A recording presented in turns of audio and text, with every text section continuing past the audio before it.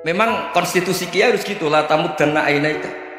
Kenal orang lebih tinggi itu kan resiko. Misalnya saya Kiai Desa, mungkin punya carry tua sudah seneng, punya kijang tua sudah seneng. Gara-gara kenal Pak Wahid naik tempri, waduh kok saya kalah gitu.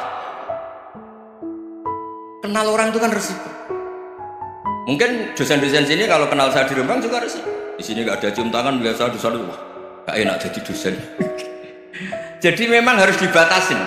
Sekiranya mungkin orang itu, karena latamu dan ainaika ilam, kamu jangan sering melihat orang lain yang mungkin secara lahir dapat nikmat yang lebih tinggi timbang Anda. Kalau kamu nggak bisa ngelola hati Anda bisa hasut, Anda bisa dengki. Paling tidak Anda bisa ada syukur. Saya itu sering didolani pejabat, juga sering melihat pejabat di TV-TV. Naik mobil aja ada yang naikkan. Bahkan kalau wudhu itu anduk aja ada yang bawa. Itu kalau yang nggak kuat, wah naik dari pejabat. Ya makanya terus konstitusi Kiai itu mengatur, sudahlah mata kamu itu kamu batasin. Jangan melihat sesuatu yang potensi ya, potensi menjadikan Anda tidak apa syukur. Jadi saya mohon, ini memang konstitusi saya sebagai Kiai, jadi saya, tapi di hati saya tetap akrab. Saya doakan semua untuk UI, untuk semua orang Indonesia kita doakan. Kita ingin semuanya tambah baik, tambah.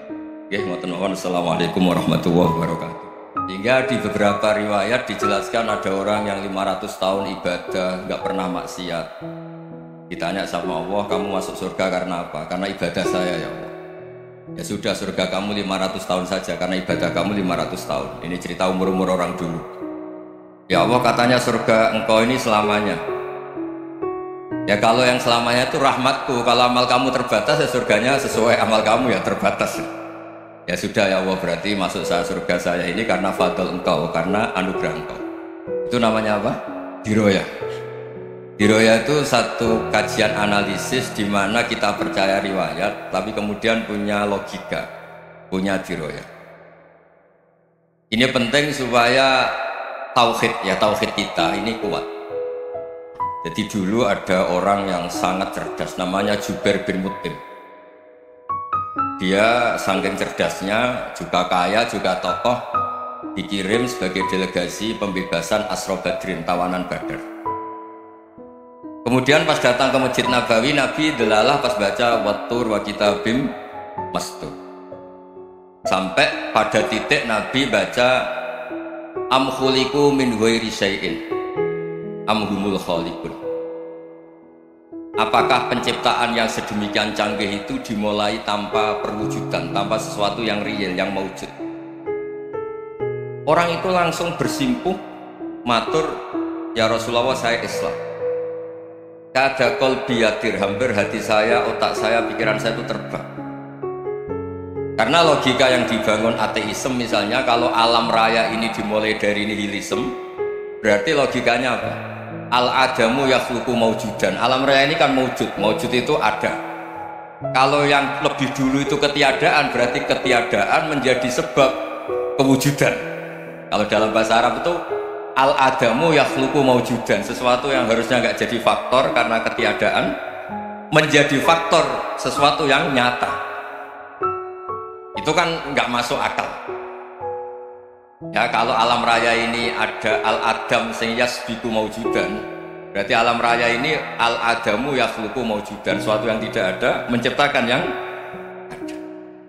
Dengan logika itu terus kita ngaji, diajari sama guru-guru kita, sifat dasar Allah itu maujud, Allahu maujudun qadimun, terus masuk. Yang harus distatuskan pertama dari Allah itu apa? Maujud, wujud. Karena dengan wujud ini layak menjadi penyebab adanya alam raya ini. Sehingga ketika kita menolak paham nihilisme atau ateisme, paham tanpa Tuhan, tanpa pencipta awal, kita punya diroya bahwa tidak mungkin ketiadaan ini menjadi sebab perwujudan alam raya. Yaitu am khuliqu min ghairi syai'in. Masa alam raya ini diciptakan tanpa sebab yang nyata, yaitu wajibil wujud. Siapa itu? Allah Subhanahu. Begitu juga menyangkut sholawat. Orang boleh beda pendapat tentang redaksi sholawat. Ada sholli ala Muhammad, ala Sayyidina Muhammad, Nabi Muhammad, monggo lah masalah redaksi saja. Tapi setelah dianalisis, Nabi itu Pak Rektor jadi Nabi setelah Nabi Isa saking dihormatinya sampai dituhankan. Juga jadi Nabi yang ada cerita masih hangat, orang Yahudi itu bunuh Nabi. Jadi yang satu mendudukkan Nabi sedemikian tinggi sampai kayak Tuhan, yang satu menjatuhkan Nabi sedemikian rendah sampai dibunuh. Kayak apa susahnya jadi Nabi Muhammad SAW. Kemudian dengan gampang hadzal-din, agama ini bikin syariat yang bernama sholawat. Redaksinya monggo lah sesuai tradisi masing-masing. Allahumma sholli ala Muhammad, Allahumma sholli ala Sayyidina Muhammad, ala Nabiyina Muhammad, monggo. Tapi yang jelas redaksi ini kalau didiroyah dikaji, Allahumma itu Tuhan, Tuhan itu pemberi.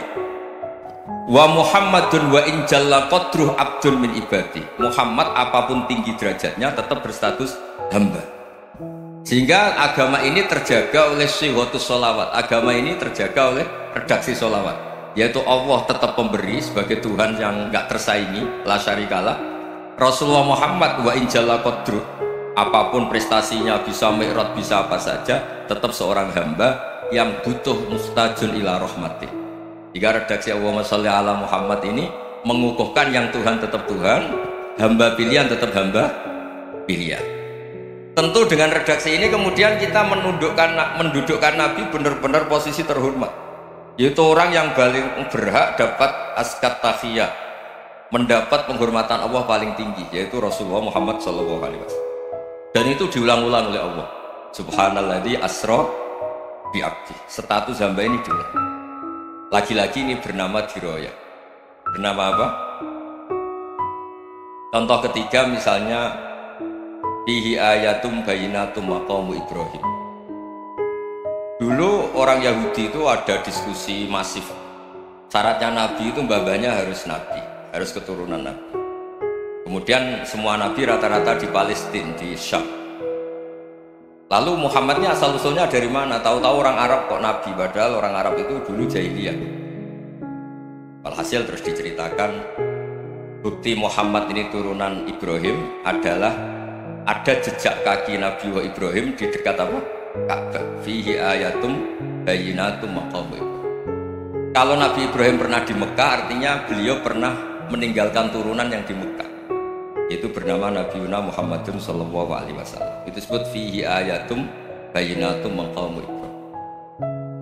Nah, itu namanya diroyah. Diroyah itu satu perilaku keseharian kita beragama, kemudian tahu logikanya.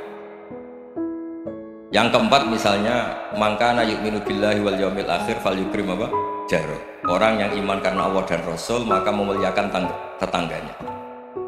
Andaikan pakai hukum sosial, tentu kalau tetangga kita baik, kita baik.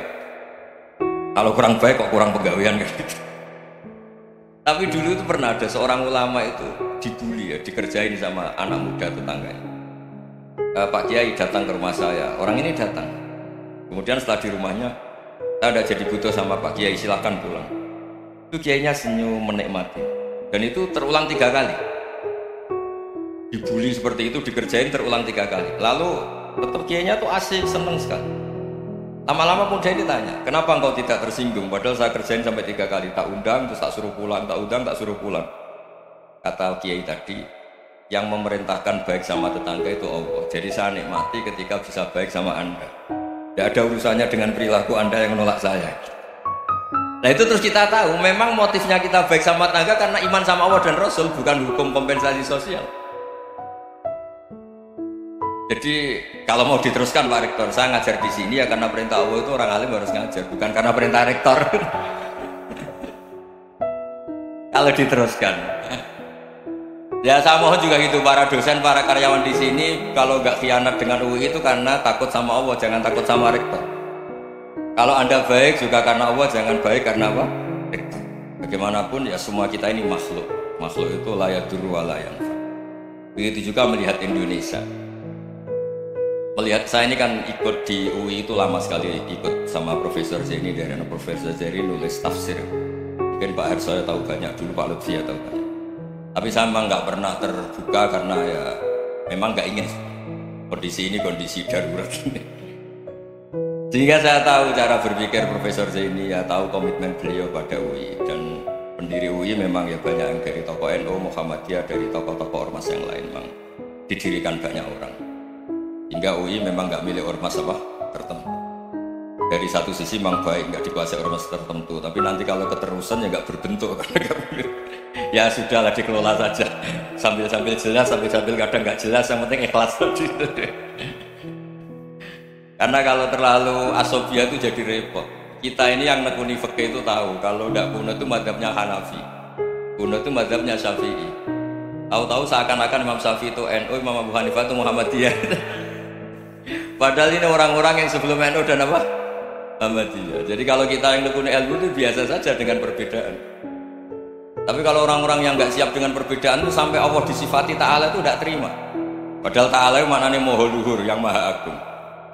Jadi ada seorang kiai kebetulan pidato pertama Pak Rektor. Assalamualaikum warahmatullahi ta'ala wabarakatuh. Ilmu balik kedua ini nggak terima karena itu dianggap bid'ah ada Ta'ala. Hanya dia bilang Assalamualaikum warahmatullahi ta'ala wabarakatuh. Itu saking asobiahnya itu Allah ditambahi Ta'ala itu tidak terima. Padahal Ta'ala itu maknanya Maha Agung. Nah itu kan jadi repot kalau asobiah gitu. Kalau kita ngadepi perbedaan biasa saja. Karena kita mungkin bacanya banyak, lihat hal-hal seperti itu ya biasa saja. Karena dulu itu perbedaan itu urusan sudut pandang. Ya saya ulang lagi, perbedaan itu sudut. Allah yang Tuhan saja sering didebat sama nabi-nabinya. Karena urusan sudut pandang apa? Saya beri contoh. Suatu saat Khalilur Rahman Ibrahim itu saatnya meninggal sama Allah, Israel disuruh. Israel itu Ibrahim saatnya meninggal, ambil nyawanya. Setelah datang ke Ibrahim, ya Khalilur Rahman Ibrahim, saya disuruh nyabut nyawa Anda. Itu Israel dipaksa mikir sama Ibrahim. Hal ra'aita khalilan yumitu khalilah. Kamu tahu orang yang mencintai kemudian bunuh yang dicintai. Itu logika agak benar. Akhirnya Israel kan nggak biasa debat, kan nggak dilatih debat, nggak pernah ikut lomba UI debat ilmiah. Dia taunya nyambut nyawa aja. Kembali ke Allah. Ya Allah, kata Ibrahim, hal ra'aita khalilan yumitu khalilah. Masa kekasih bunuh yang dicintai. Tapi kata Allah santai. Bilang ke Ibrahim, hal ra'aita habiban yakrahu ayyalqa habibah. Masa katanya dia cinta saya, kemudian ketemu saya tidak berani. Israel mater lagi. Logikanya gini Ibrahim, masa yang dicintai sama yang ketemu yang dicintai nggak berani? Ya udah ketemu aja. Katanya yang meninggal itu. Artinya kamu bisa saja GR tidak mati-mati karena merasa dicintai, atau ingin mati karena mencintai. Nah maksud saya, dalam hal-hal seperti ini orang UI pasti gak jelas. Katanya cinta Allah suruh mati ya nggak mau. Gak jelas kan? Dibilang gak cinta juga gak mau. Tapi dibilang cinta kalau ukurannya mati juga gak. Nah, tapi dalam banyak hal gak jelas itu penting Pak. Penting sekali. Buatan buyan, saya beri contoh sekian ilmiah, gak jelas itu penting. Rasulullah SAW itu dalam banyak hal itu disuruh Allah, memang disuruh supaya ngambil sikap seperti itu. Karena Allah itu punya otoritas penuh untuk bikin orang itu baik atau tidak baik. Wahsy itu yang membunuh Sayyid Hamzah, orang paling dicintai Nabi, di antara yang dicintai Nabi. Qatalahu Wahsy, dibunuh oleh Wahsy. Nabi secara basarnya itu gak suka sama Wahsy. Sampai cara lahir ya ingin corong Jawa, ingin masuk nol. Tapi apa kata Allah? Laisa laka minal amri syai'un aw yatuba alaihim aw yu'adzib. Itu tidak wilayah kamu Muhammad. Malah Wahsy dikasih tobat sama Allah. Khalid bin Walid itu perang Uhud kalah itu karena ide brilian Khalid bin Walid. Pas itu masih panglima kafir. Yaitu pura-pura kalah, ghanimah dilepas, sahabat turun, pasukannya naik, walhasil orang Islam kalah. Khalid bin Walid akhirnya juga masuk Islam. Orang yang secara basariah Nabi itu gak siap. Kebalikannya juga ada. Sa'labah itu orang sampai gelar hamamatul masjid. Ini pas ngaji mesti ingat Hamzah. Dia di masjid terus. Setiap habis salam tuh lari karena istrinya nyuwun sewu masih berpakaian yang tidak pantas. Kenapa engkau terburu-buru pulang? Pakaian yang dipakai istri saya sekarang saya pakai. Ya pakaian sarung itu kayak Pak Rektor kan fleksibel. Ini khusus mau Ramadan, tidak akan sarungan terus, gak usah khawatir. Jadi ini tadi sudah perjanjian, saya yang kiai celananan, beliau yang rektor pakai sarung. Jadi iya. Supaya itu barter madhab. Tapi hanya sekali ini aja, bukan. Jadi jangan diharapkan ini jadi tontonan terus menerus dan ini barter madhab. Saya sama Profesor Kores juga sering gitu. Saya pakai sarung yang dihadiahi beliau pakai sarung yang dihadiahi saya. Memang itu tradisi Islam. Tahadau tahabu, kamu saling memberi hadiah maka kamu saling mencintai. Bukan riswah, bukan. Walhasil terus Sa'labah ini mbok saya didoakan Nabi supaya saya kaya, supaya tidak sering ganti-ganti pakaian seperti ini sama istri saya. Jangan-jangan kamu miskin itu lebih baik. Ngotot minta didoakan. Didoain Nabi kaya, terus lama-lama ninggal sholat, ninggal jamaah. Itu Allah belum tersinggung. Yang mulai Allah tersinggung itu kan saya sering fatwa di mana-mana, sering memberi saran. Mumpung kamu miskin itu sering sedekah, karena kalau sudah kaya itu tidak bisa. Kita memberi analogi gini. Kalau saya masih santri miskin, punya uang 100.000, diminta guru saya 50 tak kasihkan, padahal itu 50%. Punya 2 kambing kurus, diminta guru saya 1 pasti tak kasihkan, padahal itu 50%. Jadi kalau punya sapi Brahman atau sapi limusin yang harganya itu 100 juta, punya 2, diminta 1 boleh enggak? Enggak boleh. Saya punya motor butut 2, diminta teman saya 1 boleh, tapi kalau Davidson Harley itu enggak boleh. Nah, walhasil itu kalau kita miskin, misalnya kita zaman kuliah atau zaman mondok atau zaman apa saja, punya uang 100.000, narik temannya sampai 50.000 kan biasa. Tapi setelah 1 miliar, berani nggak kamu kasihkan 500 juta? Sama-sama 50%? Enggak kan? Nah Sa'labah gitu, ketika zakat masih per 40 kambing 1 kambing itu sebenarnya kan masih ringan. 41, 82. Kambingnya itu sudah mabenal jabalen. Barang dihitung zakat karena sudah ribuan, jumlahnya sampai 400 kambing. Banyak lah pokoknya. Terus kata Sa'labah, ini pemerasan. Karena jumlahnya besar. Allah tersinggung karena nabinya dianggap narik zakat itu dianggap khorot, dianggap pemerasan. Allah tersinggung, kemudian fa'aqobahum nifakon fi qulubihim ila yaumil. Dia ditetir munafik. Semenjak itu terus tadi kembali gak jelas tadi. Barkohnya gak jelas itu menjadi orang tuh bijak. Ini sekarang nakal, jangan-jangan nanti jadi orang baik. Yang sekarang baik, jangan-jangan suatu saat jadi tidak baik. Semua orang introspeksi. Gak ada jaminan kalau kita sekarang baik akan baik terus. Gak ada jaminan kalau kita sekarang buruk akan buruk terus. Sehingga terus banyak kiai-kiai bijak tuh memang lahirnya gak tegas. Tapi gak tegas itu yang menjadikan bijak. Karena sama-sama mungkin. Itu yang disebut laisa laka minal amri syai'un aw yatuba alaihi wa yu'adzibun. Itu tidak wilayah kamu. Ketika Allah mengomentari orang munafik juga wa yu'adzibal munafiqina insya'a aw yatub. Bisa saja ada yang disiksa, bisa saja ada yang dikasih tobat. Karena pola yang kita analisis itu semuanya menurut kita, bukan menurut kemaslahatan orang apa. Saya punya sekian contoh cerita. Orang yang sowan kiai baik-baik, mungkin bawa gula atau salam tempel, tidak tahu lah. Tidak mesti jadi wali. Tapi Kalijogo yang kenal Sunan Bonang itu kenalnya itu karena ingin begal, malah jadi wali. Tapi tidak usah dicoba. Umar itu nyari Nabi itu mau dibunuh, tapi malah tobat jadi orang baik. Jadi ini penting ngaji ya, supaya tidak tegas itu, tidak jelas itu kadang baik. Nah termasuk saya juga termasuk dia yang milih tidak jelas. Saya sering gojol gini, Fajar Hadil ini murid-murid saya sering saya gojol. Kalau semua sistem pendidikan kayak kampus, kayak UI, kayak UIN semuanya, itu sistem yang bagus karena tertib, jam kuliahnya jelas, mata kuliahnya jelas. Kalau di pesantren itu Pak Harso itu gak tertib, tapi justru itu enak, ketemu di jalan orang berani tanya. Nah ini kalau mbak-mbak misalnya menstruasi, mau belajar haid nunggu semester berapa baru tahu. Itu bisa sekian tahun gak sholat karena nunggu pelajarannya baru diterangkan. Mau haji juga gitu, nunggu mata pelajaran haji. Kalau nggak jamnya, nggak mau dosennya ngajar. Nah, kalau kiai kan nggak, ketemu di jalan tanya dijawab. Jam berapa juga dijawab. Artinya Indonesia itu berkah, ada sistem kampus yang tertib. Ya semoga termasuk tertib gajinya. Tapi tertib gajinya itu juga sebenarnya rugi. Saya sering ada pegawai negeri Gus, tolong doain saja di PNS enak aja. Gajinya tetap. Kata saya nggak mau kalau gaji saya tetap. Kok bisa Gus, enak tiap bulan mesti dapat gaji. Kalau tetap nggak naik-naik kata saya.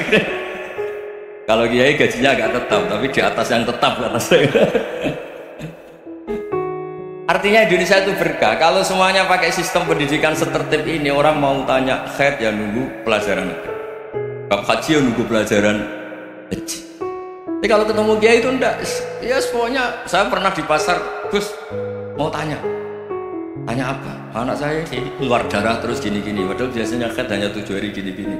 Ya sudah, kembalikan ke biasanya, rudat bilal ada. Itu enggak usah sowan ke rumah, juga enggak registrasi dulu, enggak daftar dulu. Ya ini tidak nyindir cerita saja supaya ini bukti koalisi beneran. Jadi saya yang kiai nggak tertib jam, koalisi sama yang tertib jam. Jadi kalau semuanya sistem kampus, nanti pertanyaan tuh nggak bisa on time, nggak bisa setiap saat. Makanya Indonesia itu kiai-kiai yang alim yang di jalan-jalan banyak, juga kiai yang di kampus dokter-dokter fikih banyak, yang nekuni ilmu umum ya banyak, macam-macam.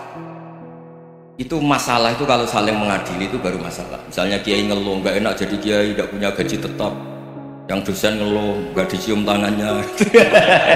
Karena memang unik Indonesia itu. Kalau guru fikih kok dosen itu tetap nggak dicium tangannya. Karena pikirannya anak-anak itu sudah bayar suruh nyium.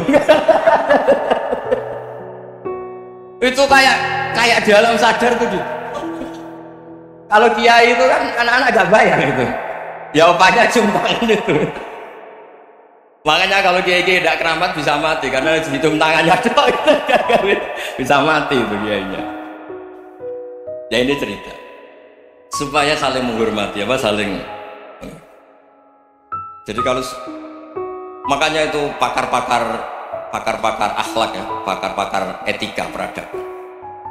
Itu tertampar betul ketika Nabi urusan ilmu itu mengabaikan itu. Kalau sudah urusan ilmu, misalnya begini, ada urusan ilmu, ada mbak-mbak cantik atau ibu-ibu cantik, itu dalam Islam itu diajarkan jangan sopan-sopan banget.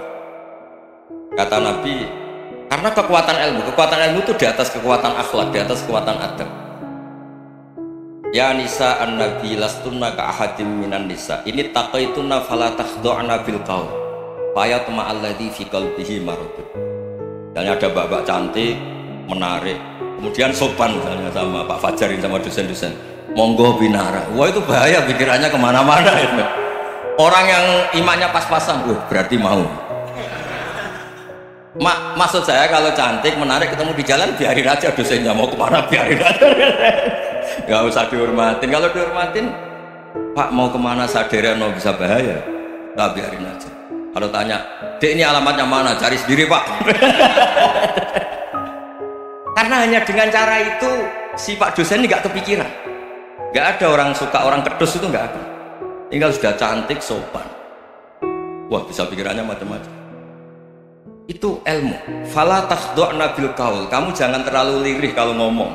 Fayat ma'alladzi fi qalbi maradun. Orang yang pikirannya masih kotor pasti berpikir yang negatif.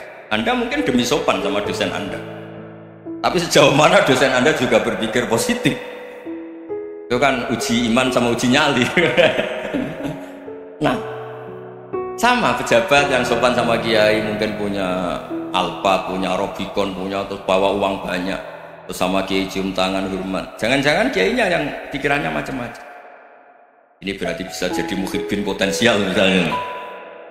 Nah, saya ini termasuk kiai yang pengagum ilmu, sehingga saya sama orang yang medit, yang kikir sama saya itu saya senengnya bukan main.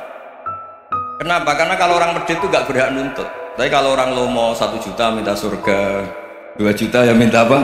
Surga. Gus salam template 200.000 aja kadang minta surga. Tapi kalau yang kikir-kikir ya sudah salaman tok sudah, gak minta apa-apa kan, dia tahu diri gak bayar kok minta. Maksud saya Islam itu luas, dinikmati saja Pak, dinikmati. Nah itu diroya, maksudnya itu diroya. Diroya itu kamu tahu aturan Islam itu kamu harus yakin khairihi wa syarrihi minallah, semua itu ujian, tapi kemudian dikaji. Makanya saya ini termasuk pengagum Imam Syafi'i. Imam Syafi'i itu dikasih tahu, ada orang yang di depan engkau cium tangan hormat, tuh di luar ngomong-ngomong, ngata-ngatain Anda. Imam Syafi'i tertawa-tawa sombong. Loh, Anda ini dikata-katain di luar kok tidak kamu anggap munafik malah tertawa. Berarti saya wibawa, di depan saya nggak berani. Dianggap enteng saja. dibilangin, sebagian orang kampung sini nggak suka sama engkau, baguslah, nggak akan pinjem uang sama saya. Di mana-mana orang pinjem minta tolong itu karena seneng, kalau benci kan enggak. Intinya dianggap enteng saja, yang terjadi di dunia itu semuanya dianggap enteng saja. Man asa ilaika faqat atlakoka, yang berburuk sama kamu itu membebaskan kamu. Coba kalau akrab, titip. Ya misalnya akrab sama Pak Fajar, bilangkan ke Pak Rektor, sangkat atau jadi guru tetap atau apa, kan ribet. Kalau tidak cocok kan nggak minta Pak. Makanya hati-hati Pak Rektor sama yang akrab-akrab itu. Itu dulu saya juga nggak paham. Di antara wasiat Bapak yang sering diulang-ulang tuh itu. Suatu saat kamu jadi kiai, ngelola orang nggak seneng tuh gampang. Sudah, situ orang lain. Tapi kalau ngelola orang orang seneng tuh repot. Mintanya aneh-aneh. 100.000 aja minta surga. Hanya teman tenis saja minta naik jabatan. Intinya itu ya sudahlah dikelola. Yang seneng ya berkah, mungkin teman berjuang, teman diskusi. Yang nggak seneng ya berkah, karena ini tidak minta macam-macam, enggak. Nah itu namanya diroya. Diroya itu satu kajian keilmuan yang menjadikan kita ini nyaman dengan riwayat-riwayat, panduan-panduan dari Rasulullah Shallallahu Alaihi Wasallam. Kayak tadi, kenapa sih tentang baik sama tetangga, baik sama tamu, hitung-hitungannya tuh mangkana yu'minu billahi wal yaumil. Saya pernah dicium sama orang miskin yang akut miskin betul. Itu tak ajarin, Anda ini lebih hebat ketimbang orang-orang kaya. Misalnya gini, misalnya ada komunitas rektor atau kiai besar. Saya ini kata orang banyak termasuk kiai besar. Mungkin kalau pinjam uang itu karena mau beli mobil, aksesoris mobil, karena kita kiai top atau rektor atau orang-orang top. Kalau sesama orang miskin itu pinjem-pinjemannya itu urusan beras, itu urusan nyawa. Tren mana? Menyelamatkan nyawa sama aksesoris mobil? Nyawa. Jadi pahala kamu pasti lebih besar. Itu senengnya jadi orang miskin terus keterusan sampai sekarang. Itu lo coba kalau menteri sama menteri, rektor sama rektor, kira-kira pinjamannya apa Pak Arso? Kan kalau mau beli mobil atau mau umroh VIP, pokoknya yang keren-keren. Kalau orang miskin pinjam kan apa? Makan kan? Beras kan? Makanya kalau sedang miskin monggo lah kalau ingin teruskan. Maksud saya Islam itu seenak itu, Islam itu segampang itu. Sudah lah yang sedang miskin ya keren, karena sekali sosial itu urusannya apa? Nyawa. Tapi kalau miskin semua ya Indonesia bisa tutup kan. Ya sudah, yang kaya-kaya itu saya menyelamatkan Indonesia karena bayar pajak yang menjadikan Indonesia berjalan. Tapi ya dipakai yang benar. Nah begitu seterusnya. Ada kiai miskin cerita ke kita, terus enak jenengan alim, terus punya santri banyak, bisa ngajar di mana-mana. Saya bilang hebat kamu. Dia hidup di daerah tertinggal. Itu yang diajarkan kan hanya tauhid. Kan nggak mungkin desa tertinggal baca fikih perbandingan madhab. Kan nggak mungkin. Oleh angka-angka Pak Fajar, Pak Sadali kan nggak mungkin. Fikih perbandingan apa? Madhab. Menyorot madhab dunia. Kayak angka-angka itu kan nggak mungkin. Tapi pertanyaannya, yang menyelamatkan masuk surga itu tauhid apa perbandingan madhab? Tauhid. Ini hanya mengajarkan fardu kifayah, sunat-sunat. Ini Anda mengajarkan fardu ain.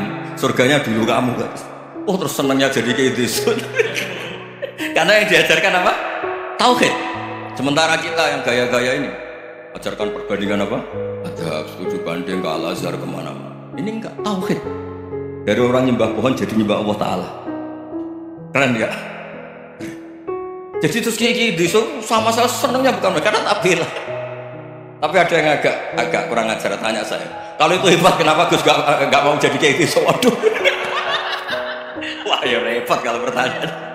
Terus tak jawab, kalau saya jadi kayak gitu, kamu ngansu ilmu dari mana coba? Ya dari jenengan, ya kalau sama gobloknya ada bisa. Ya sudah Gus aja jadi kayak besar. Maksud saya, ya sudahlah kita begini seperti yang saya ajarkan di sini, saya sarankan supaya orang itu tahu. Ini namanya diroyah, apa? Makanya kata Imam Ghazali itu kalau kamu ingin sopan gampang, melihat anak kecil, wa aqallu minni dzamban, dia dosanya lebih kecil. Karena masih kecil kan, tentu secara dosa enggak banyak. Kalau melihat orang yang tua, wa aktsaru minni ibadatan, dia tentu ibadahnya lebih banyak karena umurnya lebih banyak. Sehingga terus semua orang lain tuh di depan kita itu hebat. Ya semua orang lain sama, misalnya Pak ini rektor, sama Fathul Wahid rektor, tanggung jawabnya lebih banyak, berarti pahalanya lebih banyak. Tapi sama, ketika melihat Nyuwun Sewu, melihat pegawainya yang secara lahir di bawahnya, ini tanggung jawabnya nggak banyak, pasti salahnya juga enggak. Itu yang diajarkan Rasulullah SAW, sehingga enak. Tapi kalau kita melihat orang lain selalu salahnya, itu pecundang. Allah saja tidak seperti itu kan, amal baik ya ada khairan, amal buruk ya ada saron, semuanya dilihat oleh Allah Subhanahu wa Ta'ala. Saya itu punya teman Gus, agak beling, agak seenaknya. Dulu miskin, wah itu seenaknya betul, kayak kenal Tuhan. Tak tanya, kenapa kamu seenaknya? 1 bulan tuh labanya bisa 200 juta sampai 500 sampai 1 miliar. Saya itu Gus, setelah duha itu perkembangannya bagus.